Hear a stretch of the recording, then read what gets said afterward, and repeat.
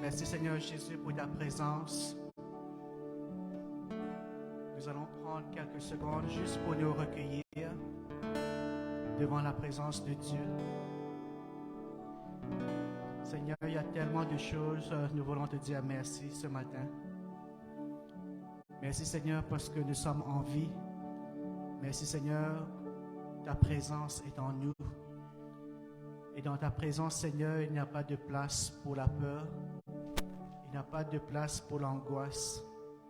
Il n'y a pas de place pour l'anxiété. Dans ta présence, Seigneur, nous sommes en sécurité. Dans ta présence, Seigneur, nous avons cette assurance que nous pouvons faire face à chaque jour de la semaine, Seigneur. Ta présence parmi nous. Ta présence en nous. Ta présence pour chacun de nous. Merci, Seigneur. Je vais lire dans Jean 14. Christina, tu peux projeter versets 1 à 3.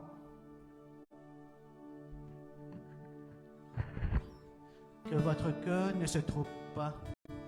Croyez en Dieu. Croyez aussi en moi. Il y a beaucoup de demeures dans la maison de mon Père. Si ce n'était pas le cas, je vous l'aurais dit. Je vais vous préparer une place. Et puisque je vais vous préparer une place, je reviendrai et je vous prendrai avec moi, afin que là où je suis, vous y soyez aussi.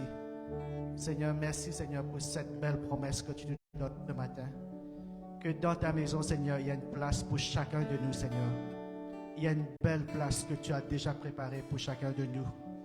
Et nous avons, Seigneur, notre demeure en toi, Seigneur. Et tu as dit, Seigneur, que là où tu es, nous serons toujours avec toi, toujours dans tes bras d'amour, toujours dans tes bras qui nous réconfortent. Et ce matin, Seigneur, reçois toute la louange, reçois toute l'adoration, Seigneur. Reçois tout, Seigneur, parce que tu es digne. Merci, Jésus. Amen. Amen, amen, amen, amen. On va se tenir debout pour louer le Seigneur. La semaine dernière, on a célébré la Pâque et on veut continuer à dire encore et encore que Jésus est vivant. Que Jésus est vivant dans nos cœurs, que Jésus est vivant partout, que Jésus est vivant et qu'il n'est pas mort et qu'il règne d'éternité en éternité.